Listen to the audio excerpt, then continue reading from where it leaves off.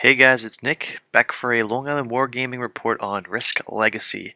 And there are spoilers in this video. If you're watching this video because you just want to follow along and see how interesting it is, awesome.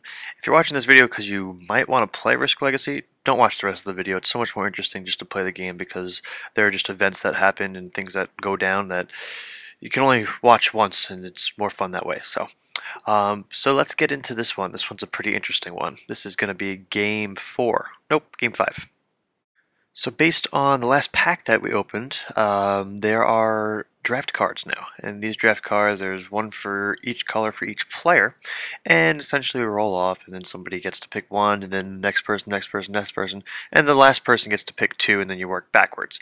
It essentially allows you to figure out if you're going to start with extra coins in the game, if you're going to get to place your troops first, if you get first turn, how many extra troops you get. So it's interesting because there's some advantages and disadvantages depending on what you want. If you're really gung-ho on getting a certain part of the map, you'll try to go for first placement.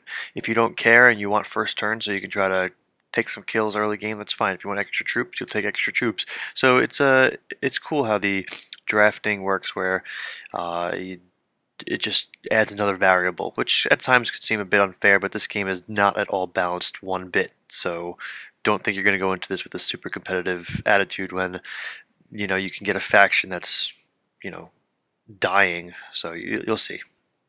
So these are the draft cards I ended up with. I got no coins extra this game. Coins are used for redeeming troops. I got second placement on the board, third turn in the game, and I got 8 troops to start. So far these guys have treated me nicely, so I got to choose them again, so I was happy. And there are new Scar cards in this pack, so this is the one that I got. Scar card you can use by, hurting another faction, and this one is you can only maneuver towards adjacent territories, so you can't maneuver troops all the way to the different battlefront that you have, so this is really limiting. So this will definitely hurt someone that's got 2 different fronts of battle going on. So I am now going for Australia, which is what I've been doing every game, and it will probably be the last game I go for Australia, and you will see why. And here's just a shot of everyone's deployment. Kyle and John are in Africa, pretty interesting, which is in North America. And again, they leave me all the way out in Australia and Asia all by myself, so hopefully I can get a whole bunch of guys out of this. Now, mission cards have been introduced, and essentially there will be a mission card face up. If someone gets it, they get to claim the mission card. The mission cards help end the game, but this one is you have to assault 4 cities in one turn and get them all, which is pretty hard to do, but if you do it, then you get an extra coin, or I'm not sure what we call those, but you need 4 of those to finish the game.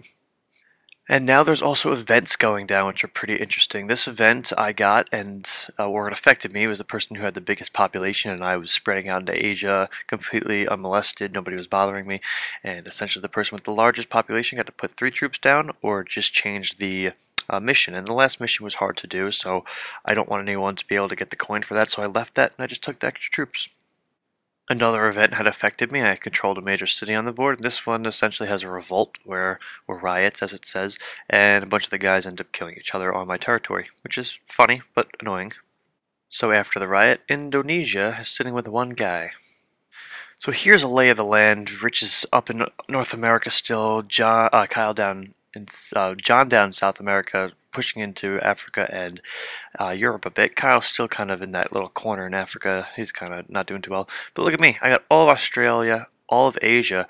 I'm getting like 10, 11 extra guys a turn, plus those cities that yield you extra guys, which are great. So I'm doing pretty good, but Rich goes ahead and scars me and denies me the extra troops I was getting from those cities. So I now have a yellow scar. You do not add population when recruiting troops. So now I'm down a couple guys, but that's annoying because that's at least what I like to do in Asia, is suck up all those cities. But nonetheless, I've got pretty good fortifications on all borders here, except in Ural, and there's an ammunition shortage in Russia, which is essentially the Ukraine on this map, or however you want to look at it.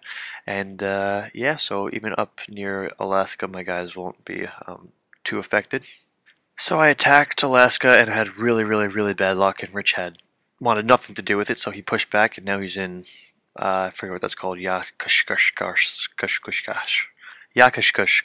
or something. So I'll back up to this picture. In Afghanistan and Russia, or the Ukraine, where there's that ammunition shortage, Me and John got into it a little bit, and some missiles were fired. 3 missiles were fired, what actually causes us to open another pack. And here's where things get interesting. Essentially, John unleashed some sort of nuclear weapon and created a fallout in Afghanistan, which is funny because Afghanistan is now a nuclear wasteland.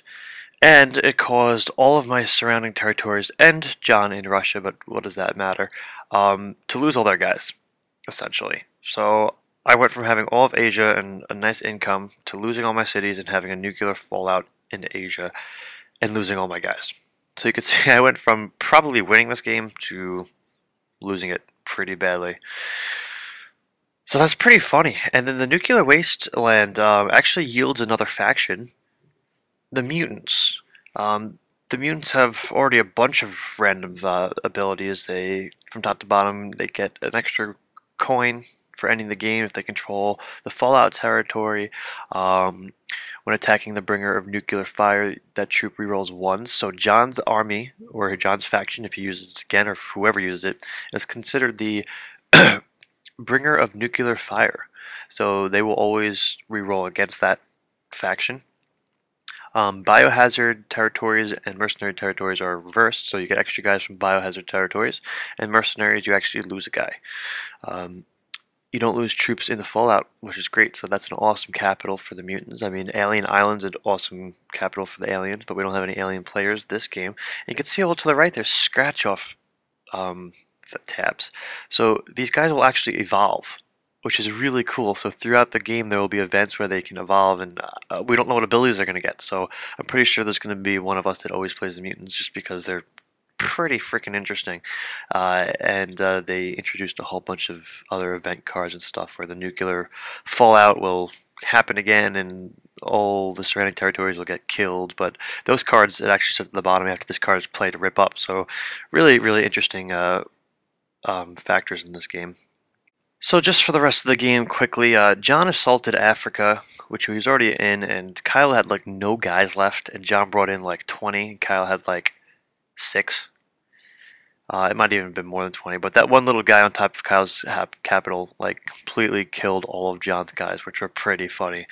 Kyle really held out, so Kyle was vulnerable because he had cards, and we wanted to kill him, but he survived, so good for him. Rich in America is, or North America is the power at this point, so he's going to wipe through to take out John and Kyle and then eventually get to me, so it's not too hard because he had plenty of troops, as you can see. Yeah, so that was pretty cool. So in conclusion, nuclear fallout destroys Asia, and Afghanistan is a total wasteland, so yeah, I'm loving this game, so I hope you guys enjoyed this video too, and see you around in the next one.